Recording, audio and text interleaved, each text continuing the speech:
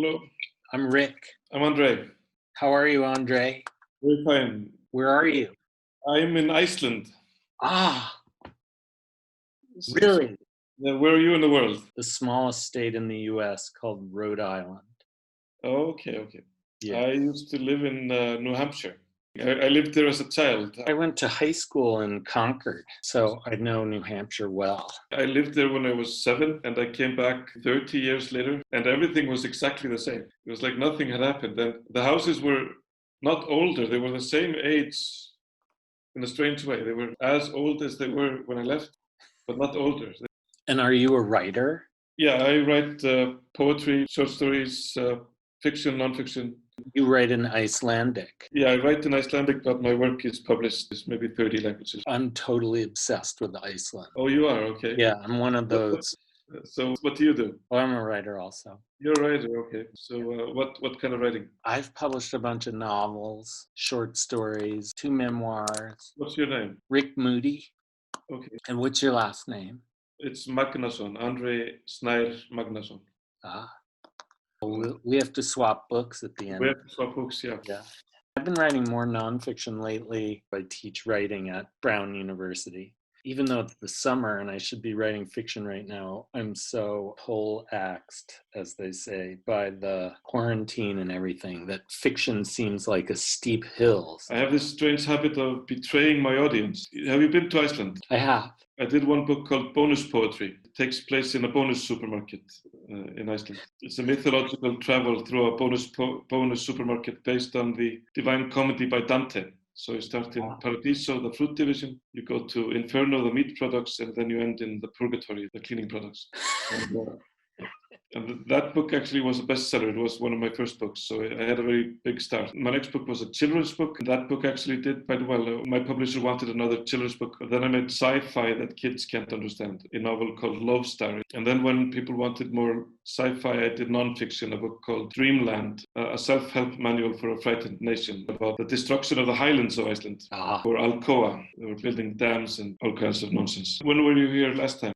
2013, but I've been before that at some length, several weeks. Then I got into this thing where anytime I was going to Europe, I would lay over and spend days in Reykjavik and just go wander around a little bit.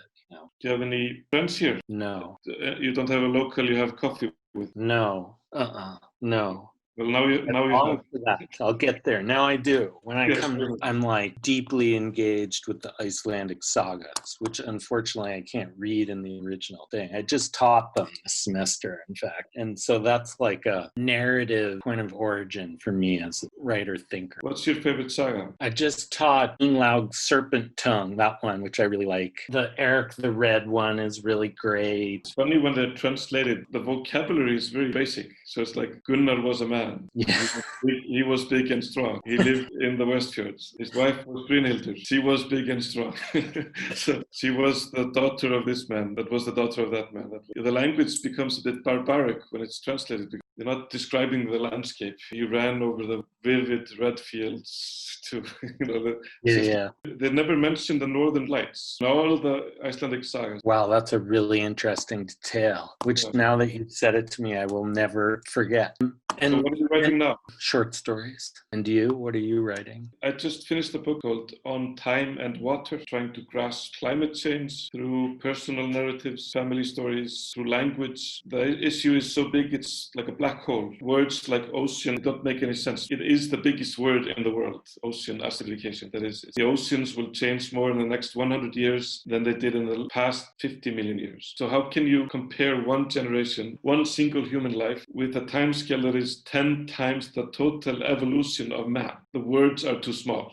I can't say it's enormous in the 12th degree or something. And the way we scale up language is through mythology or stories. I can't just say the facts because the language is not scaled up in the facts. it's also scaled up through our emotions, through our previous connections in our brains. So the metaphor I use is the black hole. You can't look straight at the black hole because it draws in all light, so you don't see anything. So to understand the black hole, you have to look around it at the periphery. And the way to understand this issue that is so large that language collapses, you can't look straight at it. You have to look around it to see how it's pulling at the neighboring galaxies. So I'm using family stories, mythology, science, trying to make like a narrative arts out of that. So was my last work. The work that I'm doing now is I just finished a documentary film. Oh, wow. And it was supposed to open. It's a bipolar musical documentary with elephants. It was supposed to open the day the theaters shut down because of COVID. So me and my co-director were, of course, very disappointed. We thought, okay, if we're making documentary and we're in the middle of the most historical moment of our lives, did we just stay home and be sorry about something that happened in the other world, in the other life? And so we got a very good camera and we went out and we made a modern Decameron. So we have 10 people telling us stories for 10 days. So in the height of the corona in Iceland, we visited artists and asked them what's in the air and asked them to tell us a story. What was it like in Reykjavik? Was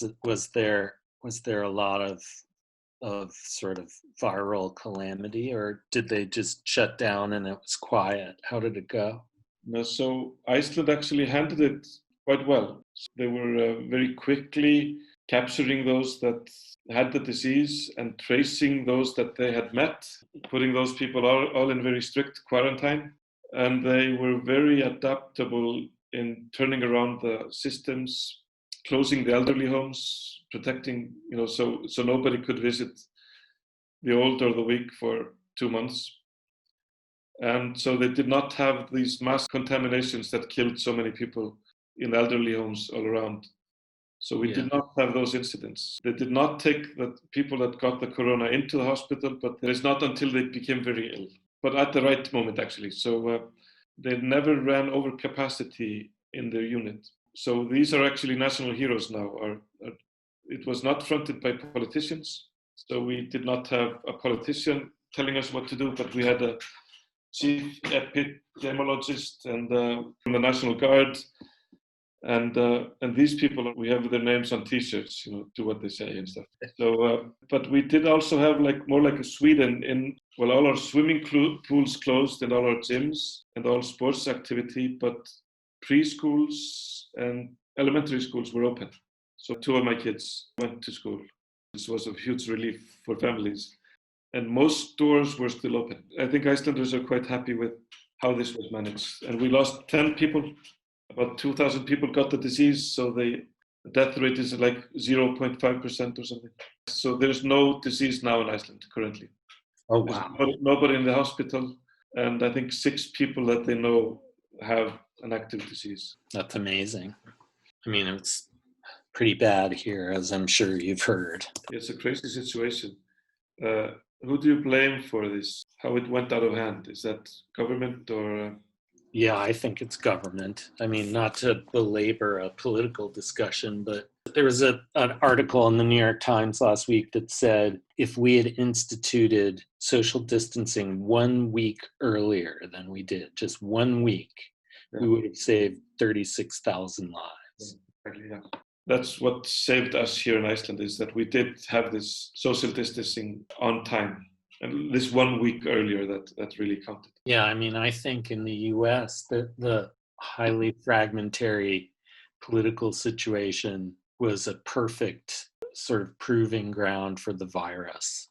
It just was going to be that it was going to flourish. No red state believes anything that they're told by a blue state, and vice versa. And so, just as in England, where Boris Johnson kind of dilly-dallied about it, the way it was handled in the presidential administration just made it really easy for a lot of people to ignore the whole thing.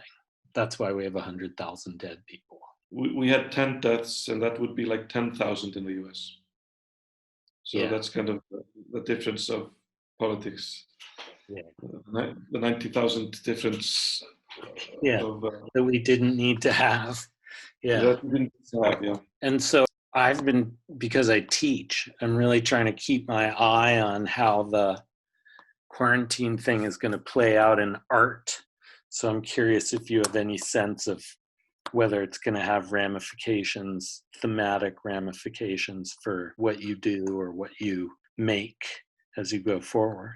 You're just living through times where art forms are impossible, or art is banned, music is banned, theater is banned. I had a one-man show on the big stage here in Reykjavik. I couldn't do that anymore.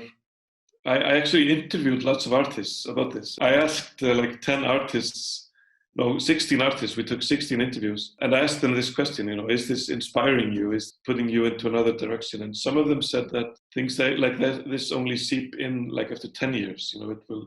It has to go into the subconscious, into the body memory until it kind of has an output again. I think what it changes is our imagination. Politically, I think it will change us, and that, of course, goes into art. We know now that there's a stop button.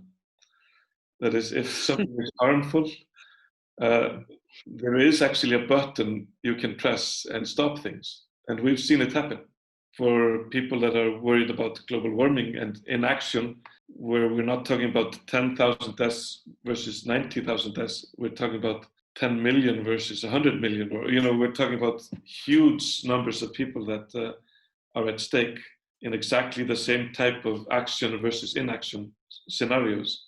So I think the generations that went through this in school, your students, those that are 10-year-old now, they will be raised knowing that there is a stop button, that the government can stop and then restart things. We saw that the state exists. And that a weak state is not good either. But also, of course, we have the problems of strong states as well. I'm not saying I want authoritarian systems or totalitarian systems, but we have seen that for the common good of people, there has to be a state. Yeah, I've been thinking about it in similar ways in terms of the politics. The sort of weird paradox of this country is that the current administration that so loves authoritarian imagery and veneer actually turns out to be really weak. Yeah. Our presidency is weak. Yeah. And so when it came to sort of nuts and bolts, government intervention, and so on, the only thing they know how to do is write a big check and then start trying to assign blame to other parties, And I'm really hoping that notion that government can be effective and have a role will be much on everybody's minds in November when we have another election. It also shows us that individual health doesn't really exist. Your health and your fitness is worthless if the community is not taken care of. So this virus kind of binds us all together. But how about your writing? What direction does something like this push you into? The effect of 9/11 on writers in New York was really curious and fascinating. Like it was a silence that ensued. And, there were weeks and months where people really debated, for example, whether satire could ever happen again. Whether comic writing was valid. And this kind of earnestness seized the day for a little while. Those kinds of questions are going to orbit around writing as probably in the US for a little bit. And I've written a lot of comic writing. I mean, I'm a person whose last few novels had a pretty pronounced comic flavor. And I definitely feel like a sudden calling of a certain kind of earnest realism right now. Yeah. I sort of feel like it wants my attention. So I'll probably go that way. So who are you listening to that you like of Icelandic musicians? The latest young musician would be Auður, A-U-D-U-R, Auður. And I've also collaborated a lot with a band called Moom, M-U-M. I love that band. Yeah, that's a great band. They're really, really lovely. I'm kind of their fairy godfather. They were created in a play that I made, like a very talented theater group in a college. And the band that was created for this play was Moom. I've been working with Högni, H-O-G-N-I, Högni. He was also in Gus. Oh, yeah. His voice is like seal. He's like a white seal. So I have Högni with me on stage in my one-man show. It's actually a two-man show. I was a big Pixies fan, so they kind of saved my life in the late 80s, late 80s. But yeah, it's a great band. I thought for a moment that I didn't like music anymore because the top lists were so boring. It was like Rick Astley and Ross Brothers and all that. And I had an existential crisis when I was 14. And I thought that I didn't like music. I just turned on the radio and I didn't like anything. I thought maybe I'm just like my father or something. I just don't like music. But then I got to know Pixies.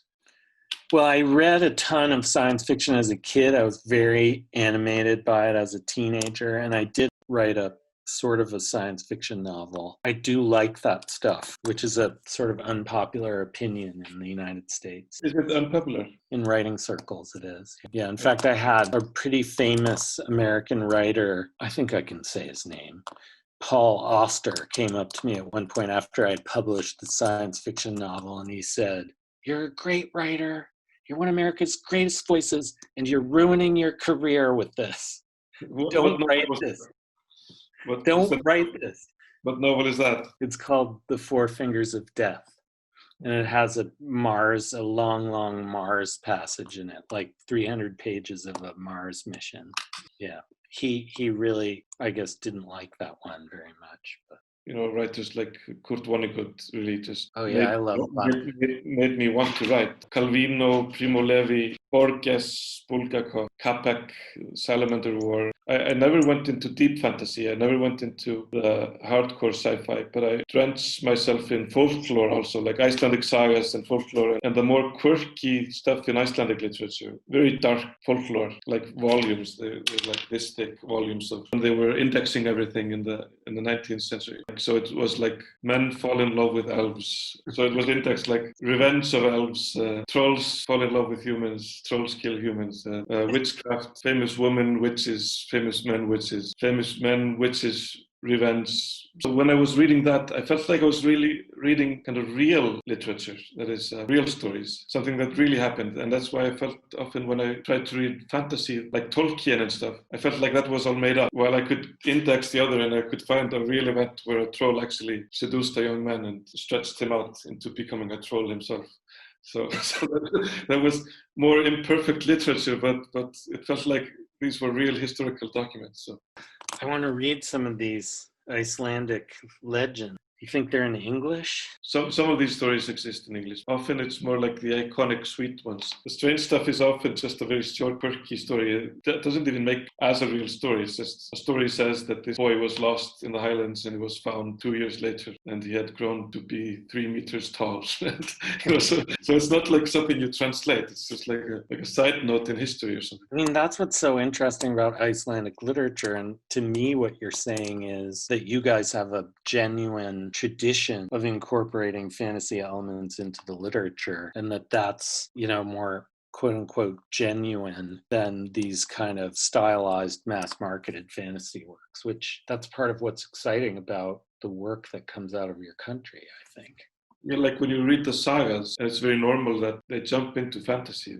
They dream something. They have all sorts of events and supernatural things that take place. Blood rain, or one moment all the swords on the ship start battling each other without anybody holding them, and everybody's half dead after all the swords on the ship started fighting. So all stuff like that makes you go back to the sagas. Yeah, I mean, I think the sagas are sort of opening salvo in realism in a way. They're really realistic, and they're about sort of, I don't know, I shouldn't be telling you this. You're Icelandic. I'm just some guy who likes them. But that's how I feel about it. But they are nonetheless works that have fantastic elements in them. When I was younger, I wanted to, you wanted to go against the establishment. The teacher loved one saga, and I was like, he can't be, he can't be credible. I want to be a rebel. But then I read the book, and I was like, damn, it's good. I was 20 or something. I had like goosebumps. I was like, this is somebody that probably had a captive audience in some cold whole winter. And he just knew exactly how to blow their mind, just maybe had a few winters to master it. But, somebody that was a great storyteller. Yeah. So will you give me recommendations of contemporary Icelandic writers that I should read? Yes, I would check out Sjón, S-J-O-N. I would check out Kristín Ómarsdóttir. I think Einar Már has some books. Ófeigur. Sigurdsson. Kristín Eiríks is also. Auður Ava. Yeah, and of course Hallgrímur Helgason. I would check out his novel Woman at 1000 Degrees. Hallgrímur is a genius. He's a visual artist. Lots of our writing actually is quite conceptual. Visual artists becoming writers, or like writers and visual artists, they come often from poetry and visual art into the novel, and that gives a completely different type of approach to language than the traditional writer's workshop novel. That is, like the novel coming out of the novel. This is the novel coming out of poetry and concept, which can be which is literature that I tend to like a lot. Yeah, that sounds great. And very kind of language sensitive, concept sensitive. So it's not like the normal novel. There's always like a twist to most things. I think that is what I would say identify Icelandic contemporary literature, or you could say many crime novels. If you take the crime out of the crime novel, many novels are kind of like that. But these are novels that have some kind of an extra layer. That's good. I'm excited. What do you want to know? American writing? Yeah, what do you recommend? Is there poetry I have not discovered? A novel that I have to read? Let's see. Being an old Kurt Vonnegut fan. I really was a Vonnegut fan too. In fact, that book I told you about, The Four Fingers of Death, is dedicated to Vonnegut. Okay. Did you meet him? I met him twice. Okay. Yeah. He was a scary dude. The second time I met him, I was so... and I never feel this way, but I was so intimidated that I just stood there like an idiot. I could not think of anything to say. Yeah, and I knew his wife, his widow. I know her, and I knew her pretty well. And she actually said, "You got to come over to the house, and I'll introduce you to Kurt." And I went over there, and he sort of came down from his writing studio, and he looked at me. And he sort of gave me this withering once over, and then turned and went back up to the writing studio. What was I going to say, I've read every book you wrote. I'm your number one fan. Yeah, number one fan. Yeah. It's a shame when you meet your icon and it disappoints you. Yeah, never meet your heroes, I think is a wise piece of advice. I'm trying to come up with a good American novel that I can recommend. I mean, the problem is the American novel is sort of a problem right now, and it's in some kind of chrysalis state where it's on the way to becoming something new. But it's certainly not conceptually pitched and noted for its, for the influence of poetry. That's not a thing that is happening, really. Because the American realism is so entrenched that most novels in America are halved off from that Iowa Writers' Workshop model. I mean, that's why I'm liking literature from Europe better than American literature right now. Because it's not belaboring questions about what realism is or how odd realism could be, But here, I'll tell you one really great American band. Also, I really like this guitar player. Here's one top 40 recommendation. It's really amazing. My latest book in English is called The Casket of Time, and it's a children's book. Maybe your 12-year-old might like it. Yeah. Let's swap. Do you want to swap? Let's swap, definitely. All right. I'm going to type in my address, and you type in your address. And next time you come here, if you need somebody to interview you in New York, you should give me a shout, and I'll be your interlocutor. Super, thank you. You have coffee in Reykjavik waiting for you. All right. It's a deal. I'll come harangue you in person. Really nice meeting you. It's a real pleasure. All right. Super. Bye.